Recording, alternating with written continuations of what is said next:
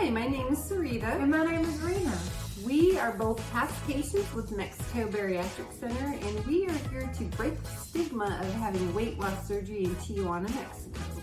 We will be covering all things bariatric to help you get the most out of this weight loss journey. This episode, we are going to be talking about returning to work. Yes, how to. When to.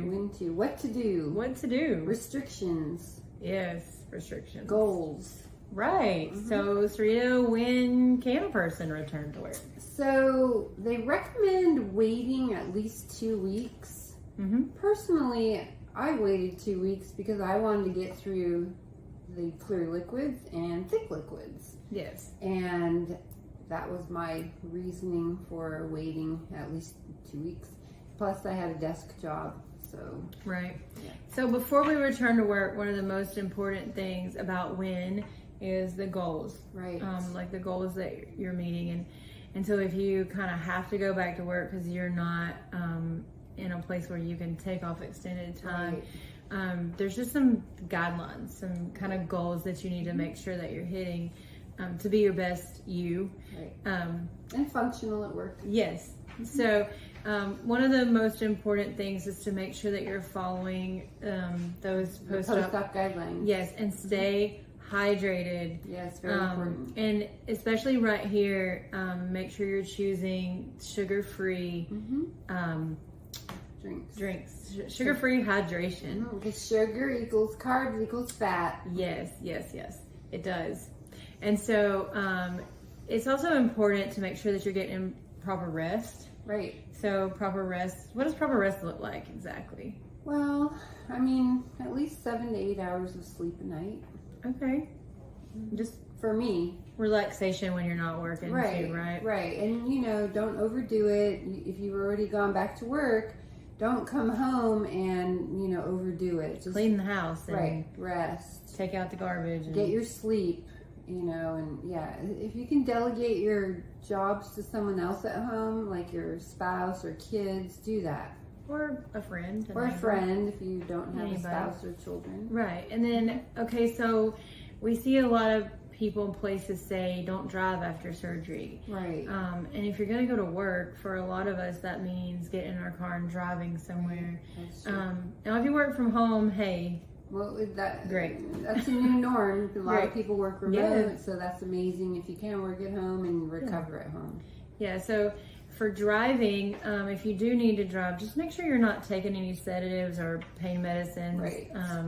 Nothing that we give you at NBC is a sedative or the kind of pain medicine that narcotic. Yeah, it's nothing narcotic, nothing that's going to affect your cognitive abilities. Right. So like the ketorolaco, if you buy the extra paracetamol, nothing like that's going to affect you. I mean, still be careful driving, when you have your seatbelt on, you have surgery, you still need to be careful. You can do like the pregnancy seatbelt. Right. Or you can bring a pillow, maybe. Yeah. Something like that. And then again, with driving, make sure you're hydrated. Another reason to stay really hydrated is driving while dehydrated could be dangerous because you can, what kind of things happen when you're dehydrated? You can get dizzy. Yes. You could become, disoriented. Yeah, like your reflexes might not be as, quick. You might, become disoriented. You could even pass out. You could faint. You could pass out while you're driving, and that is not good. No. So another factor to consider when going back to work is what kind of work you do. Right. I mean, there's so many there's a desk job, walking, standing, fast-paced, lifting, heavy lifting. Right. I mean, there's so many different types of jobs out there. So like with a desk job, we see people who come for surgery on Thursday for pre-op, surgery on Friday, recovery on Saturday, travel home on Sunday. You go back to work Monday. And they're back at their desk job on Monday. Right, yeah. And that's fun. Just again, I tell you, sip. It's important. Stay hydrated. You can even put like the Isopure protein in your clear liquid to get you some extra nutrients going on. Yeah. So yes, you can return to a desk job within that first week. That's perfectly fine. Just make sure you're meeting the goals. Yes. And then if you have a walking, standing job, right, 2 weeks. Yeah, 2 weeks. 2 weeks for that. And so if it's more fast paced, what are we looking at for We're fast looking paced? at 2 to 4 weeks. 2 to 4 at least. You're still healing internally. And so if you're given energy, depleting energy on like fast paced work, you're taking that energy away from the healing. Right. Yeah, so it's important to make sure you want to focus all your energy to healing as much as possible. Right. So we have some people do some lifting, which, 4 weeks. Heavy lifting, 8 weeks. Yeah, and so with lifting, kind of what you're looking at is that no more than 15 pounds that first 2 to 4 weeks. No more than 30 pounds that 4 to 8 weeks. And then absolutely no more than 50 pounds until after 8 weeks. You don't want to strain and overdo and tear some things up inside your body. So it is also super important after surgery that you meet these goals like hydration and the nutrient goals in all the phases, because it's possible to encounter some side effects like low energy and nausea. What are some other things like weakness? Fatigue. You might have mood swings. Some people report that hormones are out of whack. Rapid weight loss will potentially wreak havoc on our hormones. Yes, it does. That's a whole nother topic. That's a whole nother episode. Yes, a whole nother episode. But so just make sure you see how your body feels. Make sure you're kind of staying in tune with yourself. You know how your body feels. You know better than anyone how it feels, and if you're ready to go back to work, or you might need more time. For sure, that's a possibility. Right, and then so in staying in tune with your body and meeting some goals, let's talk about nutrition. So again, make sure you're following the guidelines, making good food choices. What are some things you can do, Sarita, with nutrition and going back to work? So I think the most important thing is doing meal prep. You're not going to be able to go out and eat like you did before, or, if you have a cafeteria on your job premises or whatever. Meal prep. So you know exactly what you're going to be eating all day. Use a small cooler or insulated bag. If you don't, you can use freezer packs. If you don't have access to a refrigerator, most places do, or they have a microwave. But, really plan out your meals and snacks for the day so you don't get, hungry or dehydrated, during the day. Okay, so the most important thing, besides meal prep, make sure that you stay hydrated during work. Hopefully your employer will allow you to either take drink breaks or have a drink at your desk or whatever you're doing. And you want to make sure that, again, they're sugar-free, because sugar equals carbs, which equals fats. Yes, it does. So sugar-free hydration is always important. And we say this all the time because the number one cause of weight regain is drinking your calories, so sugary drinks. You'll hear us say that over and over and over. We want you to be successful. And so plan ahead. And listen, I'm not a meal prepper, right? I am. We've established that at this point. I'm not a meal prepper. We've established I am one. But you know what? I am a meal planner. So even though I don't actually, people hear meal prep and they think that they have to cook their food and package it in little containers like you do, which is standard meal prep. But when you're going through these phases and you're going through this process and you have to do things like go back to work, it's important to also meal plan. Even if you don't meal prep by cooking and preparing individual foods, it's important to meal plan. So I do meal plan. I do know that for breakfast, this is what I'm going to have, and that for lunch, this, I'm going to have. I meal plan and meal prep. Yes. So it's important. It's important not to go into the day blind. You don't want to do that, because then that leaves you going, what do I eat? Where do I eat? Go? And then you end up making bad choices. A bad choice, because it was easier than trying to figure out a healthy choice. So let's say you did meal plan and you meal prep, and then that morning was crazy or chaotic, or you know, you just were in a hurry and you ran out the door and you forgot your meal. That was What do you do? What do you do, Sarita? What is your go-to on eating out? Or my go-to is Chick-fil-A grilled nuggets. Me too. With a kid's meal. Okay, yeah, and so if you're And what, a kale, 4 weeks out? Probably a kale salad. Yeah, kale salad. I do the grilled nuggets with kale salad. That's my go-to. Right, that's my go-to always. Now that's going to be post-op Like in that fourth phase phase. 4, yeah. That's going to be in that fourth phase. So let's say you're in an earlier phase. You can always, you know what I learned? There's Dollar Generals. I don't know about across the country, but like in our parts of the world, there are Dollar Generals literally like everywhere, and they have Premier Protein shakes. Yeah. Walmart has Premier Protein Any grocery shakes. store will have what you need for whatever Yogurt, phase you're on. Yogurt, broth packets, Right. They will have bouillon cubes. You can.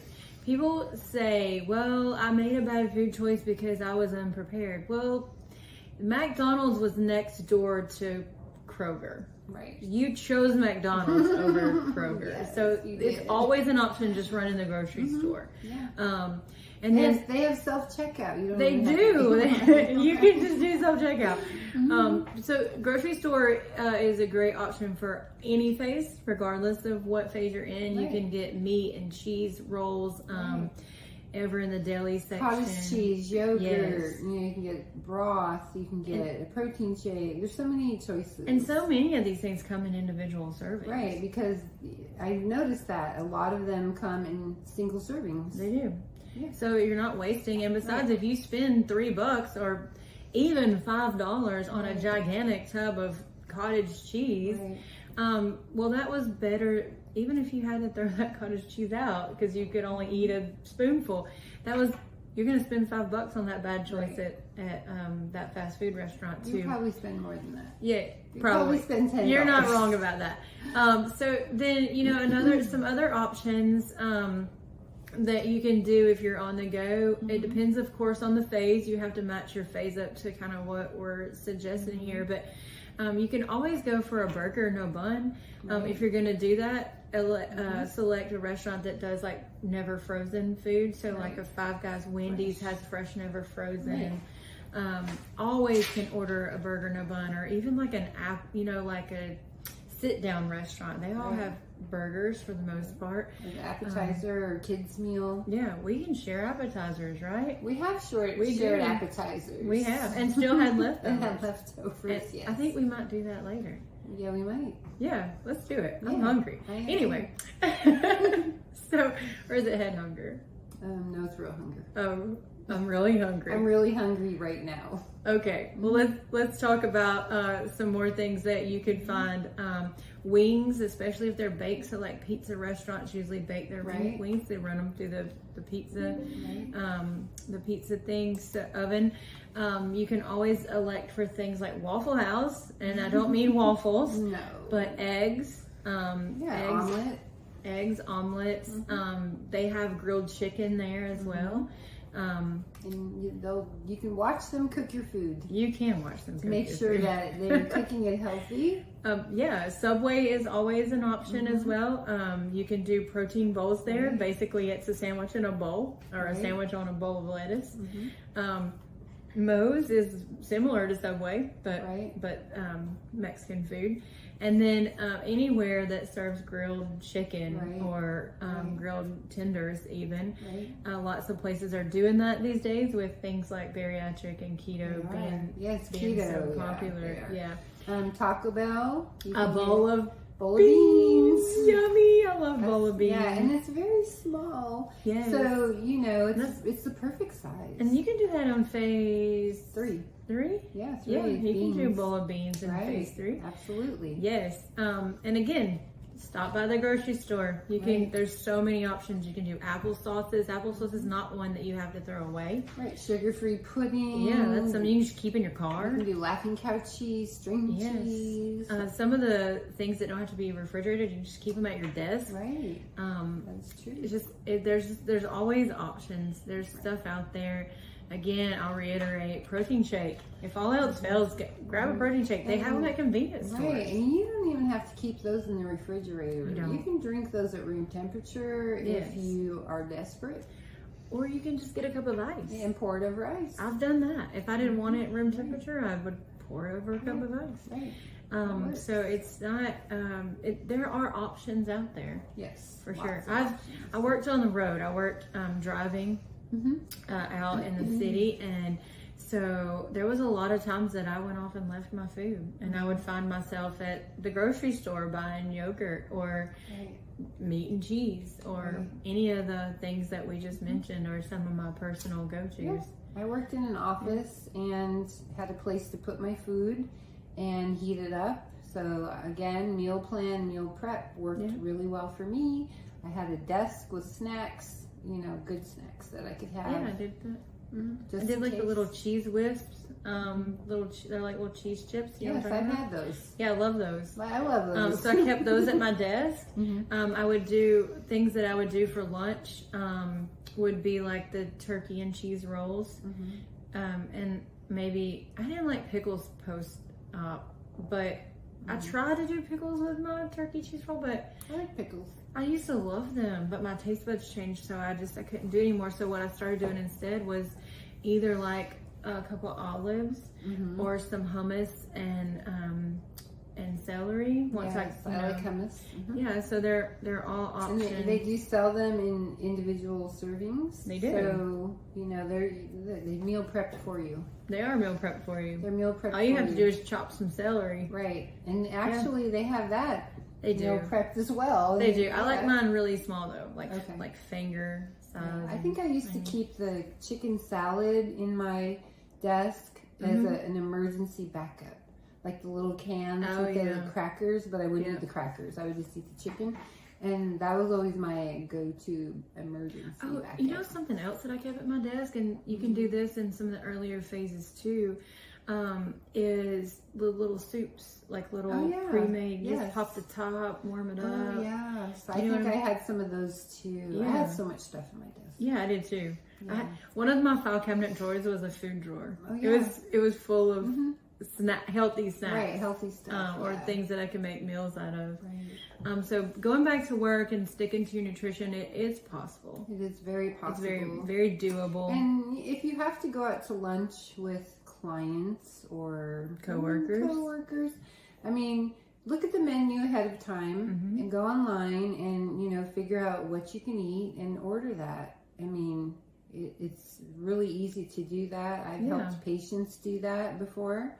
They'll send me the link to where they're going or the menu, and we'll go through it and we'll find something that they can eat. Right, and most all places have a burger. You just get the burger, no bun. Or chicken. Or chicken. Not fried chicken fingers. Right, but no, chicken. Or grilled. Yeah, baked chicken. Baked or grilled. Yes.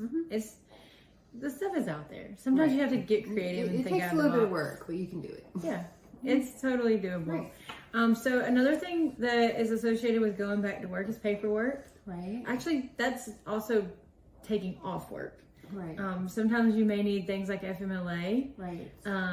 Or if your company doesn't offer FMLA, you may just want a doctor's note. But so bariatric surgery is covered under the FMLA Act. Right. If you qualify, Family Medical Leave Act. So of course you would have to qualify. And your company also has certain criteria they have to meet to offer the FMLA. So go to your human resources or your admin and find out if you qualify.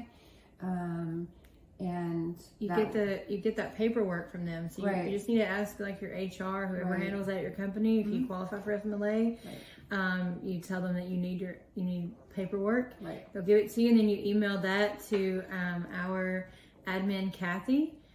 You can reach her Kathy at MexicoBariatricCenter.com, and you send her your paperwork.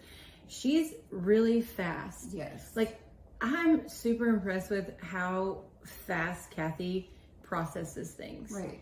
So I say that if you ever have something take a little while with her, then just know she is on it. Right. But she gets that taken care of for you.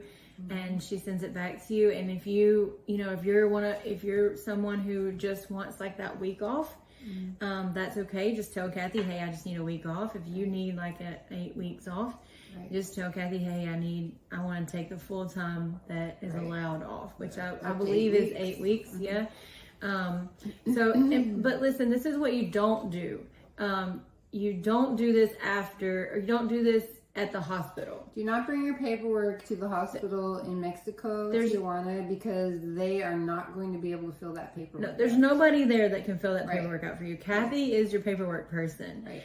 And you want to get that to her preferably before surgery. Right. That way, even though she is quick, sometimes delays can happen. So you want to make sure you have all your paperwork. Right. And if you have a delay, if she sends it back to your employer and they have a delay, you just do it in plenty of time. She's going to typically send it to you, and it's your responsibility to get it to your employer.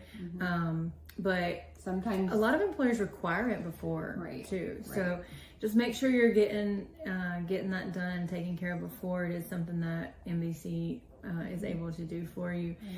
Just don't take it to the hospital. It doesn't work that way. You take the risk of it getting lost, and you take the risk of delays. Say you're getting short-term disability or FMLA, you could delay your payments. Or they're just going to tell you we can't help you. They're going to tell you to go to Kathy. And so then you're going to be delayed. Right. And if you don't have FMLA and you just need a doctor's note, that's okay. Just again, reach out to Kathy at her email and tell her, hey, Kathy, I need a doctor's note for my time off. Right. Or like a work release. Yeah. Anything. She'll take good care of you. Yes. And if we're going to give you what you need, and if for any reason we can't do it, there will be a very good reason why. Right. Yes. Like I've had people want to take like months off, both pre and post-op, and that's not, we can't authorize that. Like that's not covered under that act. Right. So, but going back to work is rewarding. You're going to start seeing comments from coworkers. Right. You're going to have more energy. Yes. You're going to feel more productive, more confident. Yes. All of that. And you get a lot of those, oh, wow, you're losing weight. Like, if you didn't tell anybody, people are going to notice. Be prepared. Right. They will. Be prepared. I think the face. You lose weight in the face first. Most people do. Yeah.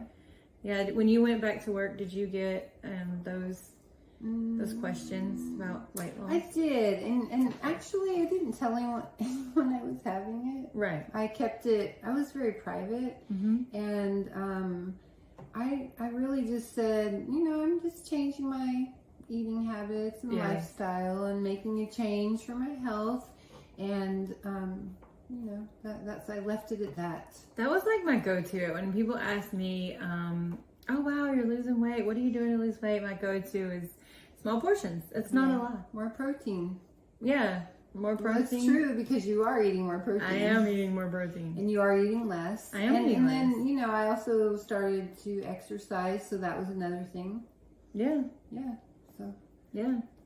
Eating healthy, small portions every couple hours, which is entirely the truth. Changing my whole lifestyle. Yeah, it was a lifestyle change. Right. But that's what so yeah, be prepared for that. Sometimes people like the compliments. Sometimes people get jealous. Some people do get jealous. That happens. Be prepared for rude comments. People do tend to leave some rude comments. Right.